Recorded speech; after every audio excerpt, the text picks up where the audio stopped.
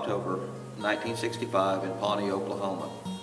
I grew up on a small farm west of Ralston, where I went to school and graduated in 1983. While in school, I worked weekends in the oil field when I could. It was here that I also tried my first taste of alcohol. After high school, I started working in the oil field full time. The longer I was in the oil field, the worse my drinking got, and it wasn't long before I started using drugs. In 1986, a couple of things happened. One, the oil field started slowing down, and the second, I lost my first grandpa, Grandpa Roy. That was my dad's dad. This was hard for me to understand, but with the help of my parents, I got through this difficult time.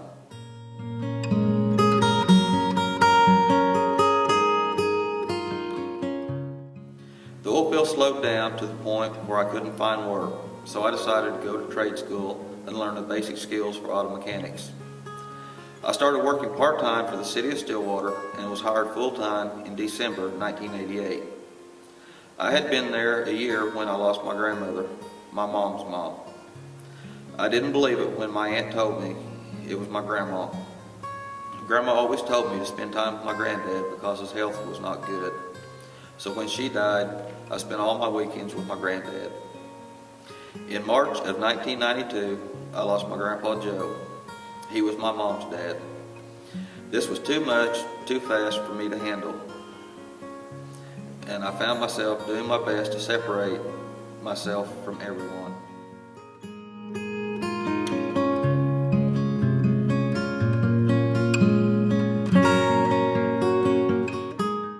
I didn't want to lose anyone else, and I was tired of hurting.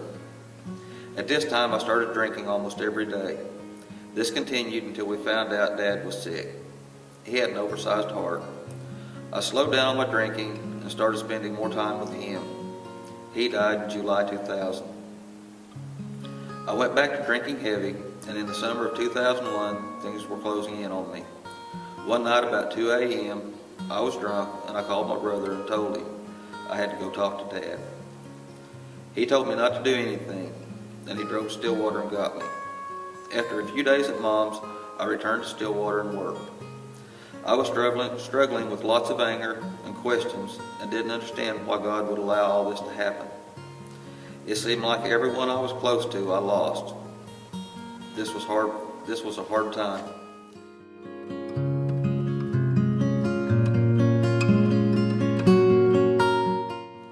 In December 2001, I met Cindy.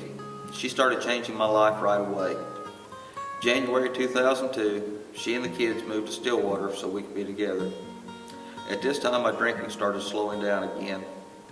On July 24, 2004, we were married. I know that Cindy was a gift from God.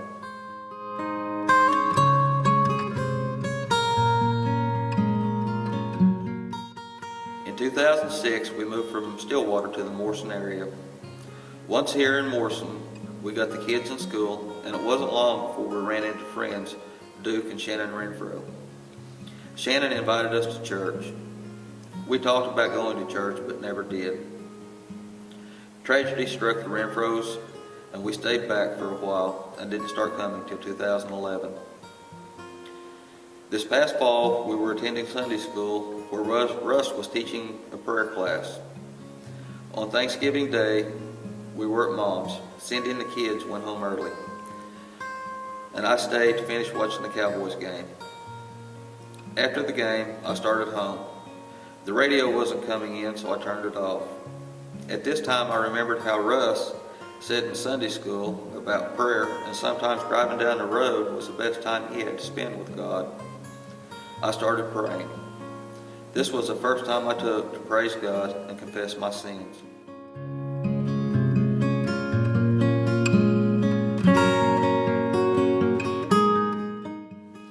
The following Sunday, I was saved. I met with Russ one day that week, and on Saturday morning called him and asked him if he would baptize me.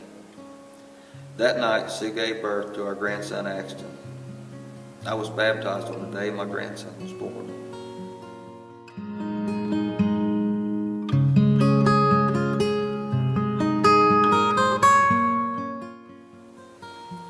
Through the power of prayer, I have learned to listen as much with my eyes as my ears. Our nephew is a hemophilia, and he has had a hard time finding work. A few days after Thanksgiving, I added him to my prayer list. Mom told me he had applied for a job. I asked God to help him, and he got the job. This is just one example of what true prayer can do if it comes from the heart.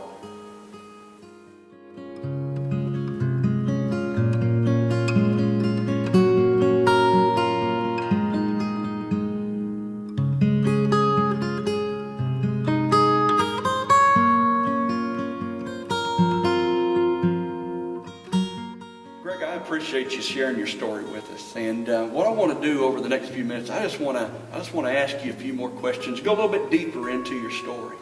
And I appreciate your honesty and just being open here. Greg, you tell us in your story that while you were in high school, you started to drink a little bit, and you was working in the oil patch. Well, when school got out, pretty much went to the oil patch full time.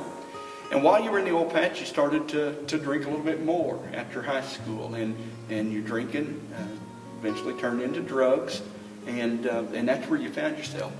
Rick, let me ask you, when you were in the middle of all that, did you see that you were on a slippery slope there that was headed the wrong way? Did it happen quick? How'd that all unfold? No, I didn't realize it. Whenever I got out of high school and I started working full time, I had money that I didn't know how to control, and I started drinking, and before long, with peer pressure and all, it turned into starting drugs, and like I say, you don't realize it.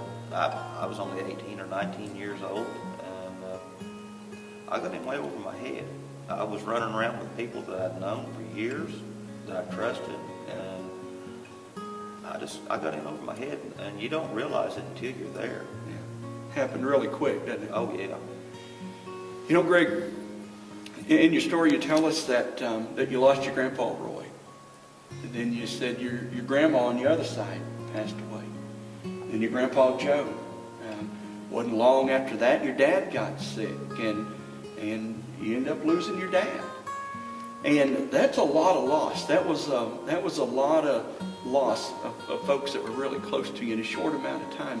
You told us in your story that you found yourself kind of drawing away. You withdrawing from your family and stuff. Why do you think you were doing that, Greg? Well, somehow in my own mind, I was losing the people that I was closest to, that I cared the most about.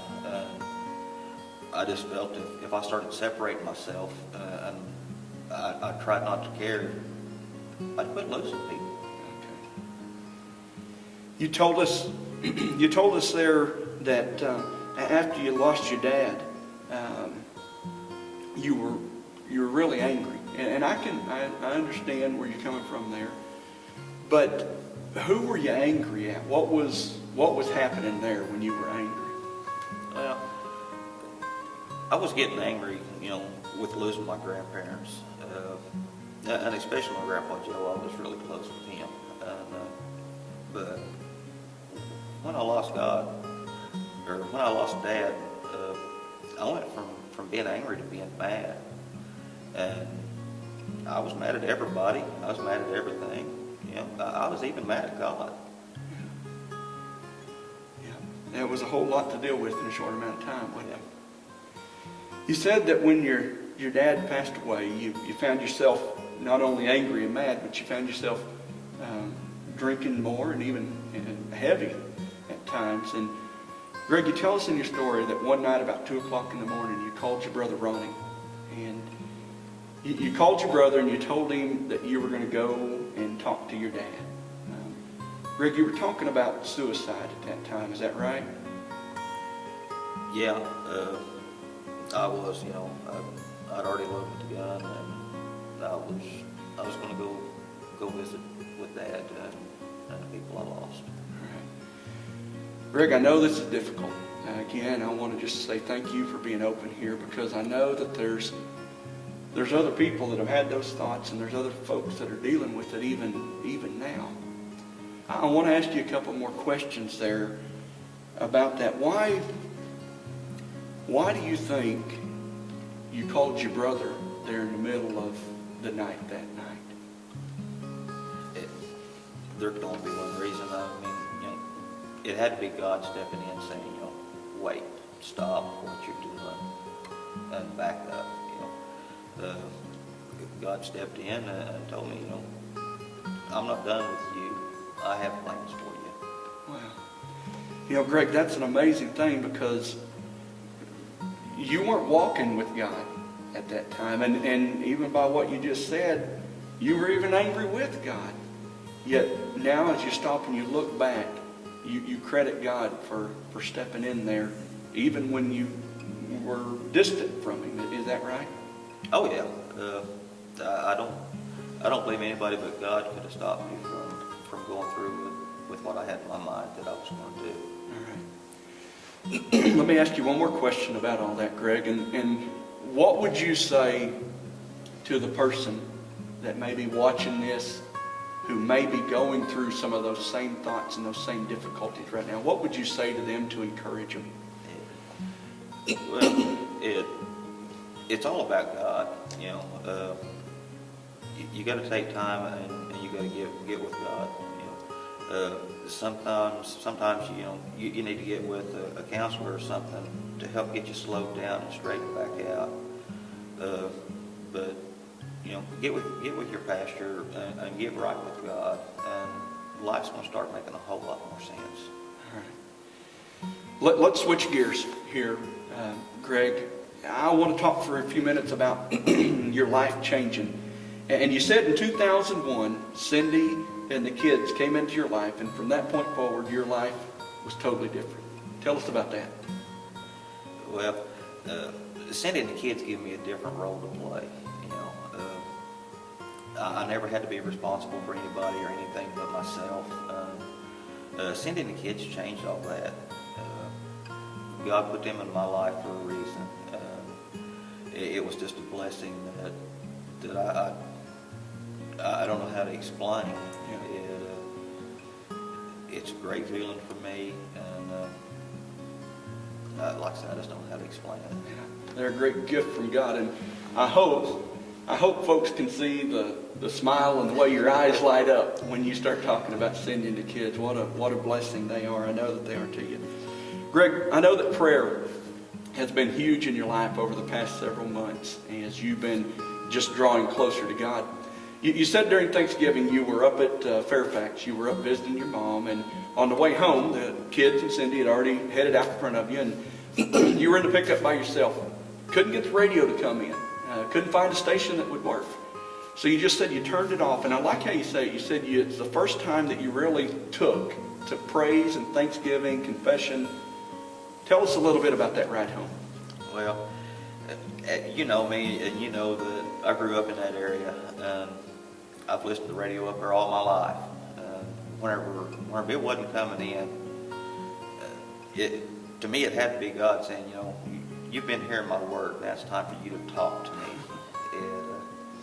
And you know, it was a 45 minute ride home, and I got to praising God and thanking Him for the things in my life, and I just had to make myself move on, you know, and go to confession. And